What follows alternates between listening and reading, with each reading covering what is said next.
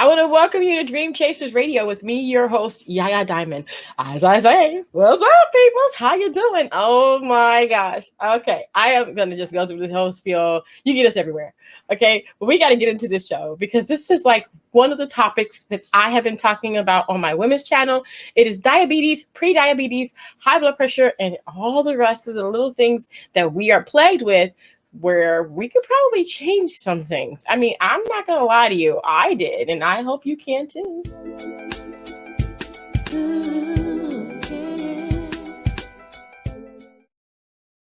So I have a doctor on, a doctor. That's right, a doctor. And we're going to talk about something that helps people with chronic disease like diabetes, high blood pressure, and their battle with food, decrease medication and reverse disease. Yes. Oh, okay. Did I get too excited? I want to welcome the doctor to the show. Welcome to the show, girlfriend. How you doing? Hi. Thank you for having me on. Oh, it's such a pleasure. So, we already had our laugh earlier. Just don't tell nobody about that, okay? My lips are sealed. Okay, so just go ahead and tell everybody about yourself. So I'm Dr. Michele Martin Johnson. So my married name is Johnson, and I am the founder of More Food, Less Medicine, and we help people with chronic diseases get off medication, reverse diseases with simple food. And so our goal is to get 10,000 people off of medication or decreasing medication with simple food. I like that. Simple food like fudge? Simple food like fruits, vegetables, whole grains, beans, lentils, natural foods, yes. But you can have fudge sometimes. Okay, you got to do it. Okay, I got it. Okay, I'm just playing with you. You know that. Wow. So, all right. So, why this? Was this something that you thought of when you first started? When you first thought that you were gonna, I'm gonna be a doctor and I'm gonna work on this, or was it something progressive? Well, when I went through medical school and residency, what I found is that a lot of people are struggling with chronic diseases. So diabetes, high blood pressure, those are the things that we're seeing over and over again. And especially during this pandemic, one of the things that we started to realize is that these pre-existing conditions could mean that you are not going to have a very good outcome. And so this is something that is really near and dear to my heart. As African American, I have family members who have high blood pressure, diabetes, cancer, and really knowing that food can help change these things and change the course of your life is really something that I think people need to understand and really make it very simple. What you talking about, Willis? I had to say that. Anyway, no, but seriously, I mean, you are so right. I mean, we're all sitting at home. At least we were. But now we're all going out and getting COVID and coming back home. So, I mean, but no, seriously, I hope nobody gets COVID. I've had too many of my friends, and my father passed away from COVID last year. So it's not I'm trying to make light of the situation because it's just so dark. It's just so heavy. And diabetes is so bad too. Heart disease. How many of these things can be prevented? So there is a lot of research out there. So when I first started, one of the things that really piqued my interest was the Rice House down in North Carolina. It was started by Dr. Walter Kempner in the 1930s. He actually used simple foods to reverse diabetes, reverse kidney disease, reverse high blood pressure. And I was so impressed that someone could use just natural foods to take people off medication. And then you see it kind of reproduced in the literature. So Dr. T. Colin Campbell, in addition to Dr. Esselstyn, these are people who are showing that we can use food to reverse things like heart disease, high blood pressure, and diabetes. No fudge. So I am a big believer that I love fudge. It's a balance. I think a lot of things are all about balance. Yes. Definitely. So we were talking about this earlier, and you said that, and I said that, okay, I said that I got a box of fudge, which if I were to at least take this much, you see that?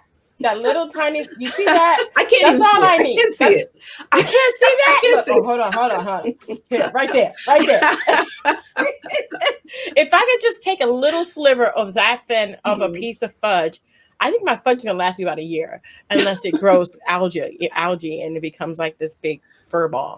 But I really just want a taste. I don't want a whole thing. I just want I want to satisfy that craving, and usually a thin slice, and I'm done for like maybe 1 or 2 days. I might go back to it 2 or 3 days later, and Mhm. sometimes I don't. Is that okay? I tell my patients it's all about balance. So it's not Mm. about eating the whole box of fudge in one sitting, but if you're taking a small amount, then that is fine. I usually recommend that people take a little bit of a break. Maybe you plan, but make sure you plan it out. It's not helpful that you are kind of eating out of the box. You're just rushing to get into it. One of the things is that we talk about the feast is in the first bite. So really enjoy that first bite of food, because as you eat the same food over and over again, you actually get decreasing returns. It doesn't taste as good as the first bite. The other thing was the amount of fudge. I would say that if you're going to eat something sweet, there's something called the circadian rhythm. You want to make sure that you eat that earlier on in the day. So not Mm. right, not at nighttime. Really about 10 o'clock, our bodies are kind of settling down, start burning fat. Every time you eat something later than 7, it pushes that fat burning ability later on in the evening. So you're losing that Mm. time to burn fat. So if you can do it before 7, preferably earlier in the day, would be helpful to have that fudge. So that way your body doesn't have a hard time burning it off. Excuse me, I'll be right back. I I'm need sorry. a fudge break. I need a fudge break. It's just before 7. It is. It is. Yes. The other. Oh no. No, go ahead. Oh no, I'm just playing around with you guys. But it's true. It's like, okay. So I mean, that brings up another question. Okay, because I was pre-diabetic, like I said, and I Mhm. get my numbers down. Hallelujah. Okay, Yes. food and fasting and all that good stuff. Yes. And I only eat maybe one big meal a day. It Uh, depends on how hungry I am after I do my intermittent fasting, whether I do it earlier in the day or later. mhm. But most of the day, I want fruit. Is it okay to eat a piece of fruit, maybe some strawberries after 7, or closer to 10? Is that going to hinder our digestion and our fat burning too? Or is it a meal? So typically, it's just any food that you're actually taking in. So I usually say a hard stop at 7 o'clock or 4 hours before you go to bed if you're working like shift work. So a hard stop at 7 o'clock. If you have to have something after 7 o'clock, fruit is a good option. That's okay. But you can also do something that like sugar snap peas. If you want to do something that doesn't have as much sugar in it, but I would still recommend like a hard stop at 7 o'clock. Um, but again, there's nothing, you don't have to be perfect. I Mhm. always look at like an 80-20 rule. If you're a good 80% of the time, you can have a snack or something out of your norm 20% of the time and still have a benefit. Wow. Because I like a handful of walnuts. I don't like to go to bed with my stomach growling because then I Mhm. can't sleep.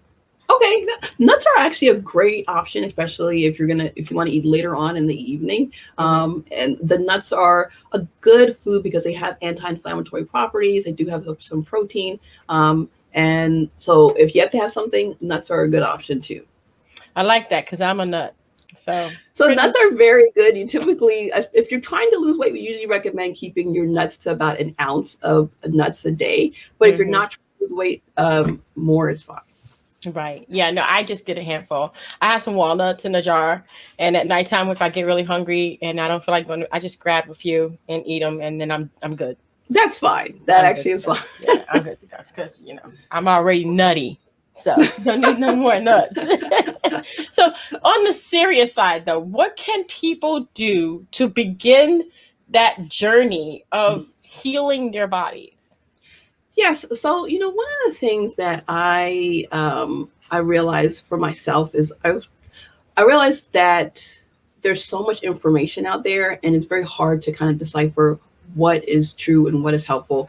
So for myself, I studied obesity medicine. I got board certified, and after helping hundreds of patients lose weight, this is what I found. And I created an acronym. It's called PEACE, and it's PEACE, peace. And so the first P is plants. So you really want to get a lot of plants in your mouth. So fruits, vegetables, those are things that we don't want to worry about counting calories. If you're hungry, go ahead and have those things. Um, when we talk about African Americans, and there was a study, we looked at 50,000 African Americans, and if you are able to get 2 or more vegetables in your life every single day, it decreases your risk of breast cancer. In addition, If you are premenopausal, broccoli actually helps decrease your risk a lot more. And then women across the board, looking at things like collard greens, getting those things in is very helpful. Um, and we don't get a lot of variety in our diet for a lot of us.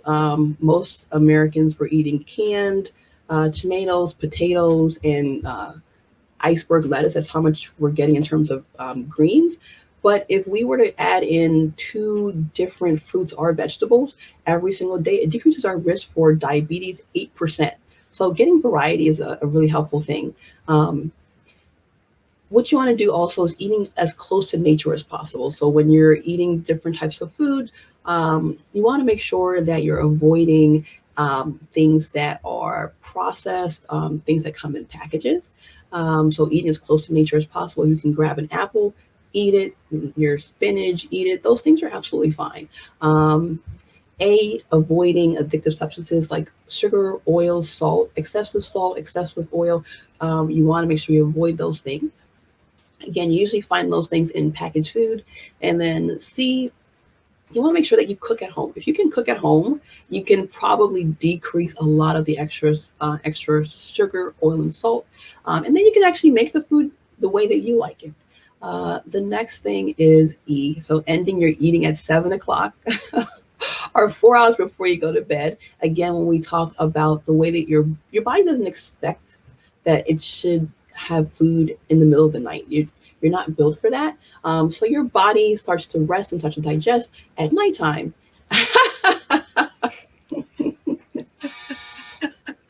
So ending your eating at 7 p.m. is You heard me always right very there. helpful. Yes. I have to take a break for a second. I'll be right back. It's fudge time. But you are also doing these things because you're doing kind of intermittent fasting. So that's kind of the same thing where you stop eating for a certain window of time, allowing your body to digest the food and regenerate. So you're doing those things. And you know, my fasting time starts at 10. I'm not gonna lie to you. Now, most of the time I do stop before then, but my fasting is a cutoff at 10. But usually I don't get to sleep until like 12 because I'm always working. So yeah, but there have been times where I stopped eating at like 5 because I ate such like avocado and something really, really fattening where I just was not hungry. So I mean, does it all depend on what you eat too? So it also there's a couple of things. I still recommend stopping at about 4 hours before you go to bed because no matter what you eat, your body still has to digest it. Hmm. So I think it's a simple, easy way to look at it to say, okay, well, I am going to stop eating 4 hours before I go to bed. Um, and what time do you typically start eating again? Are you starting eating again at? Well, that all depends on when I remember to eat. Because I'm drinking water all day, all day, all Mhm. day, then I forget, oh, I haven't eaten. And then I'll go ahead and eat. And sometimes it'll be early in the morning if I cut off really, really early the day before. So Mhm. if I cut off early the day before, I'll start eating it at 10 or 11 o'clock. To me, that's early. But most of the time, I'm not going to lie to you, I'll eat late or I'll eat some cherries or something, go to bed late, wake up, drink. 4 o'clock. Oh, I forgot to Yes. eat. And I just drink all day. I don't drink any sodas. I don't drink Mhm. juices. I just drink like I love water with ice in it. And I'll just drink Uh-huh. all day. And I have this huge thing. I drink. And I forget that I have to eat. So that's me. And so again, everyone is different. What we do find, so I've struggled with nighttime eating, and what we do find is that when there's kind of a couple of principles with nighttime eating. For me, what I recommend is if you start eating earlier, so making sure you get your breakfast typically before 9 o'clock. If you start eating later, you typically are going to kind of fall into the evening time and have a longer time. A longer period before you get a break from eating. So I typically say before 9 a.m., try to get your breakfast in. The other thing that's also really helpful for people is if they get something that is crunchy at lunchtime. So if you want to do your walnuts at lunchtime or putting on top of something like tortilla strips or something is fine to get some crunch. an apple is really good at lunchtime to kind of help with that nighttime eating. And then having a routine that you cut things at 9 a.m. And then having, and again, everyone is different, right? So you have nurses and doctors who work shift work, who work different times, and so what works well for your schedule. But it's good that you have a period where you eat and a period where you don't eat. So that is flexible. Um, Awesome. Awesome. Yeah, no. Because I work so late, usually 9:30 I'm getting up and I'm getting started. But it depends on what time I went to sleep the night before too, because sometimes I go to sleep early. So I mean it all depends. But at 9 o'clock, I'm not hungry. I'm mostly thirsty. so the other thing that you could do, and this again, so everyone is different. You eat when you feel like you're ready to eat. So I would recommend, if That's you what I say, do. if you feel like, what, I am doing really well, I don't do a lot of nighttime eating, then eat when you feel like you are hungry. But if you're finding that you're eating late at night every single night, you might benefit from trying to eat before 9 or 9:30 in the morning and seeing if that can actually push your eating earlier in the day. No, I don't really eat too much at night. Like I said, if I get hungry, it's very rare. I've had those jar of walnuts now. They're probably expired. They still taste good though. I mean, okay, if they're not growing anything green and fuzzy, I'm okay with that. That is But fun. they still taste good, so I'm still good. I'm still good. But mostly, I don't eat after like 9, and that's very rare. And if I did, I just grab that nuts, and I'm good to go. And then I just drink a lot of water, just a lot of water. And again, so everyone is different. I always say, so when we have patients who are losing weight, I always say switch it up a little bit. So if you get to a point where you say, hey, I want to do something else, or I've hit a plateau, usually people are going to hit a plateau at about 25, 30 pounds when they start losing weight, and then switch it up a little bit. So either adding some physical activity or changing the timing of your eating is very helpful to kind of get you over some of these plateaus, if that is the case for you. Yeah, I hate plateaus. Yeah, I've hit a few. I've hit a few. But I mean, we all have our thing. I mean, it's a wonderful thing. So, peace, it's plants, 2 fresh veggies every day, or, no cans, no processed, low salt. And then E is ending at 7. And I won't say the next one because we already know what I put there. Shh. So I would say, even with plants, like if you like, and sometimes it's really difficult for people to get plants in their life. Mhm. If you do have to get canned, then make sure it just has no salt in it. If Gotcha. in terms of levels, like it's fresh and then frozen and then canned. Mhm. So if you have to get canned, just make sure it has no salt in it, and that's fine. Wonderful. I love to get the coleslaw bags, Hmm. the organic coleslaw, Yeah. where it says coleslaw, but there's no coleslaw dressing in there. And I just put whatever dressing I want, and I put my food on top of it. So I might put some beans on top of Hmm. that, or I might eat it with like a piece of a veggie burger or something. Yeah. That's really, to me, it's so, so good. I might put a little Caesar dressing on there. And then I'm gone. I'm like, my husband's like, I never heard somebody crunch so loud. I'm like, I just love the coleslaw package bag with all of the cabbage in it. I love it. That is a great way to get some extra vegetables in. I love Yeah. that. Yeah. Yeah. It's got all the different, and there's some kale salad bags too that you can get, that are organic, and you don't need to use the dressing. Yeah. Again, you could just get this, and that gives you like all your kale. It has Yeah. cabbage in there. It's got the green romaine. It's got the spinach. It's got everything in there. And I mean, you just get it and dump it on your plate. So my plate looks about 75% veggies Mhm. and 25% whatever else I want. And sometimes I don't even have whatever else I want. I just have veggies. Yeah, So, and those things, you want to make sure you get all your nutrients through the day. So you want to make sure mhm. that you are getting your balance of different foods too. But usually, I do find that most people have an issue with getting in the veggies. And what you're talking about is an amazing way to get veggies in. I also recommend getting. People don't want to hear this. Getting veggies in at breakfast. So even if you add a salad at breakfast, it is very helpful to you. Oh, and very filling, and you will be regular. Yeah. Which is actually you're correct. So one of the biggest things with adding more plants in, you want to you decrease your risk for colon cancer. So these are Hmm. things that we do forget, that there are all these benefits to adding in plants into our life. Definitely, definitely. I love it. I love it. I love it. So, what is A? Oh, so A is avoiding addictive substances. So Okay, excessive salt, oil, or sugar. Yes.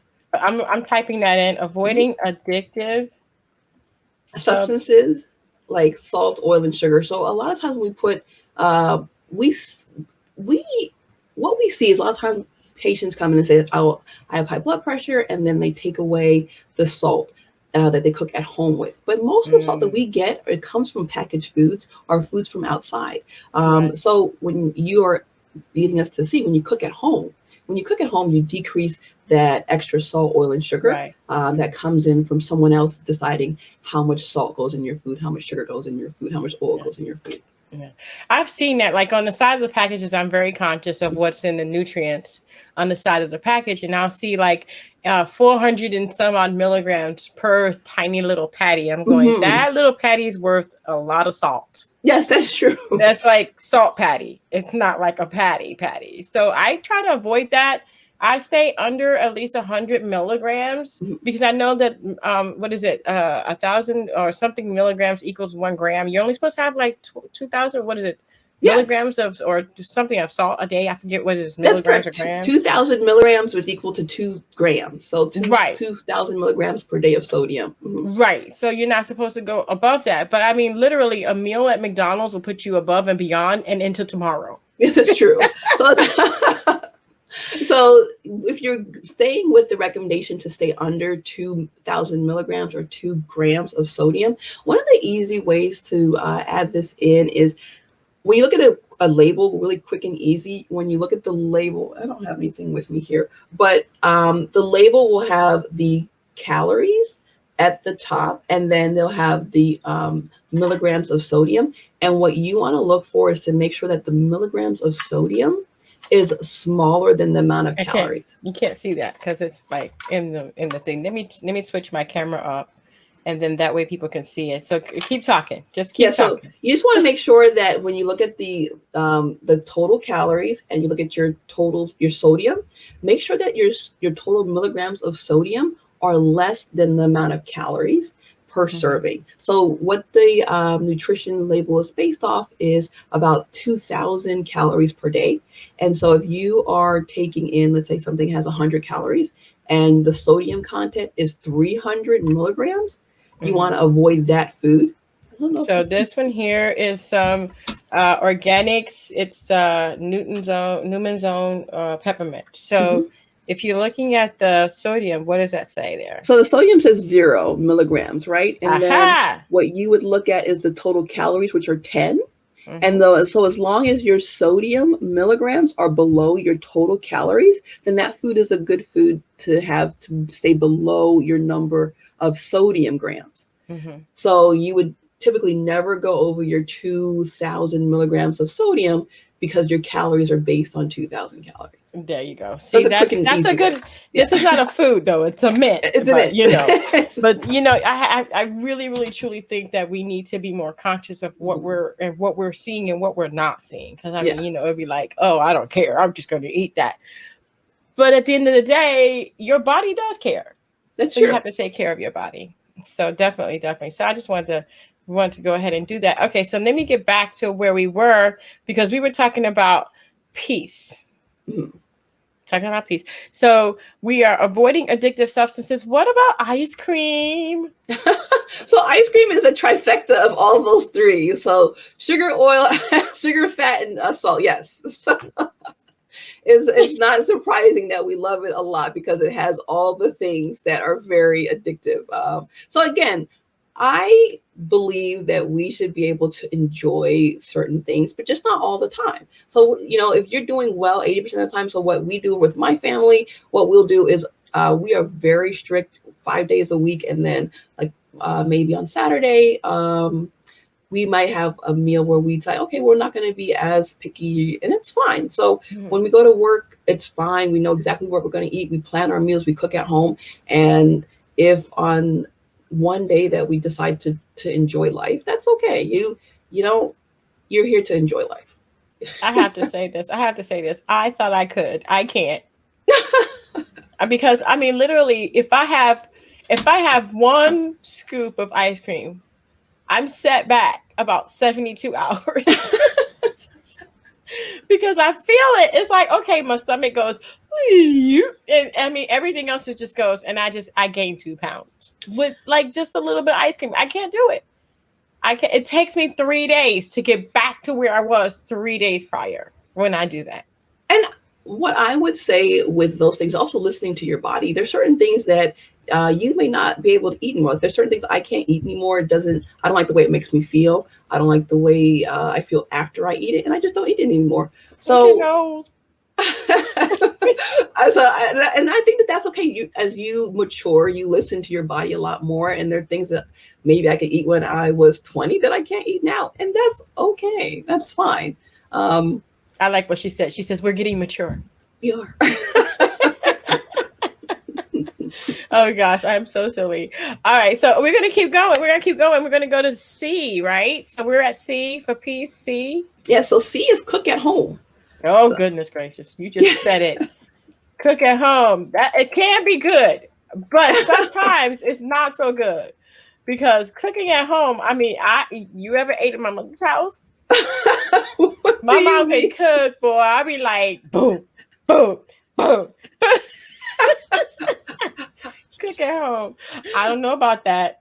I So don't know. when we cook at home, so when we cook at home, especially when we're cooking plants at home, we don't. I don't recommend counting calories at all when we talk about plants. But when you are cooking at home and you're making your own beans, you're not putting as much sodium in as Hmm. a can of beans. If you Right. are cooking, if you decide that you want to, we make our own like popsicles at home for our kids. And so we Hmm. know what goes in there for our family. So you just want to Hmm. make sure that if you decide to make a change in terms of getting healthier, what you want to look for is how can I make this thing at home? One, it's cheaper, but two, you can make it to your taste. And if you decide to have something else that you don't want to cook at home that tastes better outside, then Hmm. that is okay because most of your meals are made at home. That's okay. And if you're not cooking with things like excessive salt or sugar, then you can have food that fills you up and you're not starving. Hmm. Okay. Starving is not good. Definitely not good. No starving. But cooking at home is not always good either. But you got to be careful, right? I mean, like you said, cooking plants and all that stuff. But usually when okay, I'm not. I'm just gonna go there. Like Yeah, I'm just gonna go there, okay? Because us black people, we have cookouts.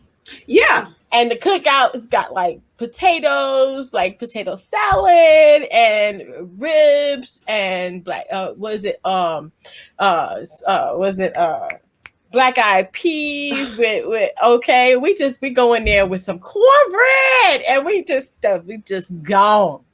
And you got like a whole plethora of food on your plate. Then you go back for seconds because you couldn't eat all of it the first time around. You just got to go back and get a little bit more of everything else. That's not good. So this is the other thing that I say. I also think you should make your home or your kitchen like a sanctuary in terms of certain things just don't come into your home, right? So it's even with myself and during like my journey, I always say that it's not that I had one cookout. It's not that I had, it wasn't Christmas and Thanksgiving that caused the problem. It was the fact that I was doing it consistently that causes the Mm, issue. So one of the things that you want to say is, hey, like when we are in our home, we don't bring ice cream in here. We don't bring cookies in here. We don't bring chips or any of those things here. But when we are at home, this is what we eat. And when we go out, we say, okay, well, this I can only eat so much in one sitting, and then you go right back to it. And I always tell my patients that this thought that we do not have the ability to enjoy life and we can have a little bit of something here, a little bit of something there, I think is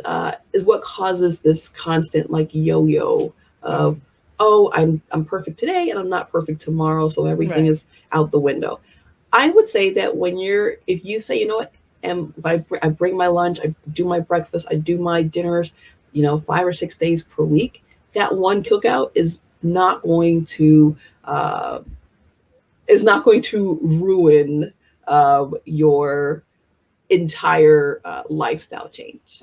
Right, Yeah. right. And you're right. You know what I do, if I may be so bold as to say, is I go through every pot of stuff I like and I get one spoonful. Mhm. And I slow down when I'm eating. So I might have 10 different things on that one plate.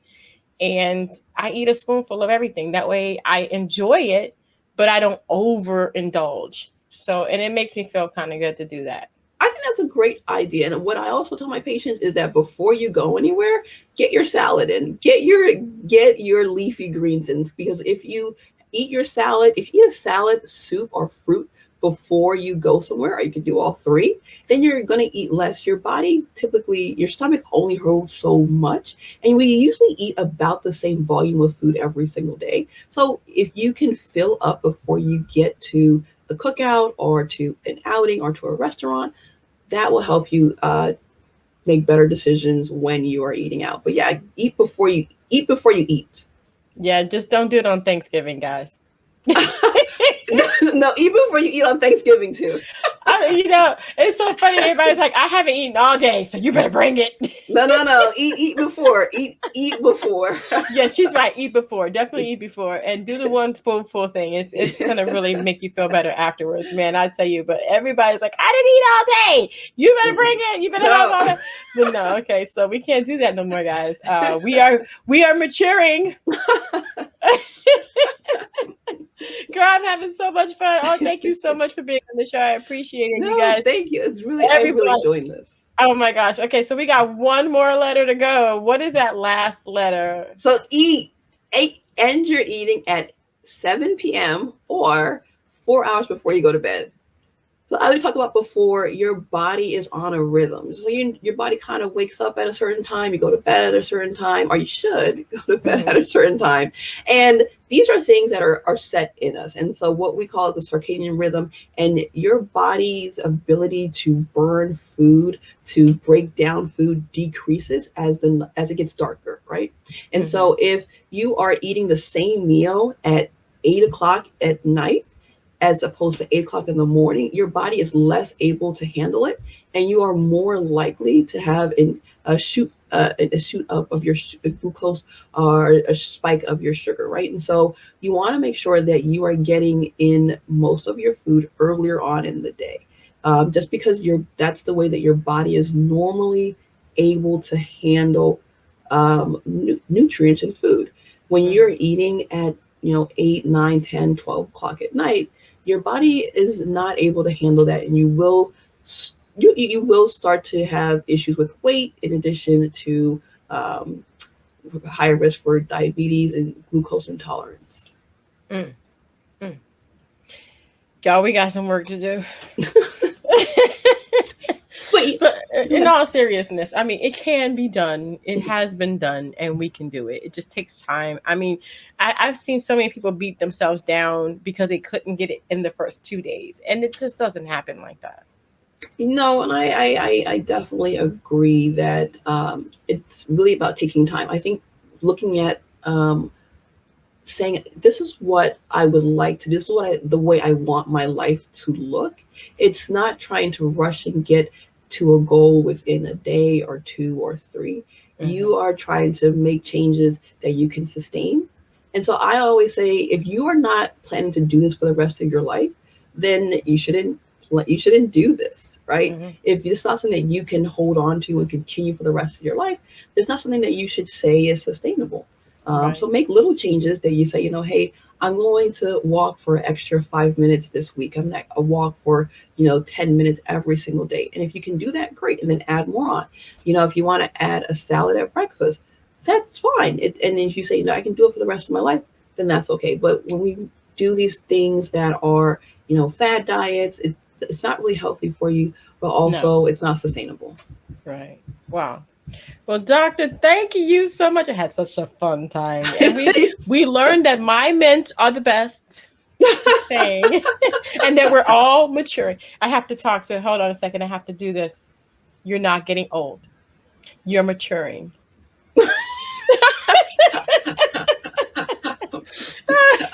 like that. I like that because It's everybody's like, "Don't get old. It's so bad." Getting older is a blessing. So Yes. it's always a good thing. Yes, definitely, definitely. I appreciate you. I appreciate I mean, and just all of the things that we went over, really do make a difference. And if the people have any questions, can they contact you? Yeah, so you can also visit my website. It's drmichellejohnson.com. So one L in Michelle. You can also follow me on YouTube, Dr. Michele Johnson. So if anyone has any concerns or questions, feel free to reach out to me. Awesome. I love it. Doctor, man, I tell you, I had such a wonderful time. I had a great time. It was so much fun. And so we all know that I'm wrong. No. And that I should be waking up earlier. No, I think you're doing very well. And the fact that you were actually able to reverse your pre-diabetes, those are the things that I love to hear. It's amazing. It is amazing. I didn't think I was like, oh, I'm losing weight. The scale was going in my favor for a change. I was like, oh yeah. So again, I want to thank you, Dr. Michele Johnson. She is amazing. If you have any questions about prediabetes, diabetes, high blood pressure, any other chronic illness, just get in contact with her. Her website is right there. See that? It's right there. Dr. Michele Johnson with one L. And we will have all of that information in the description box below. If you're listening to this on any podcast, please comment, follow. You have any questions, you can always put it here right below where you're watching or where you're listening, and we will get right back to you. If I don't know it, she does. I'm going to put it on her anyway. So, okay. Doctor, thank you so much. Again, I had such a wonderful time. Such a pleasure. It was a pleasure speaking with you. Thank you so much. Oh, the pleasure's mine. And thank you guys so much for tuning in. And don't forget to dare to be different.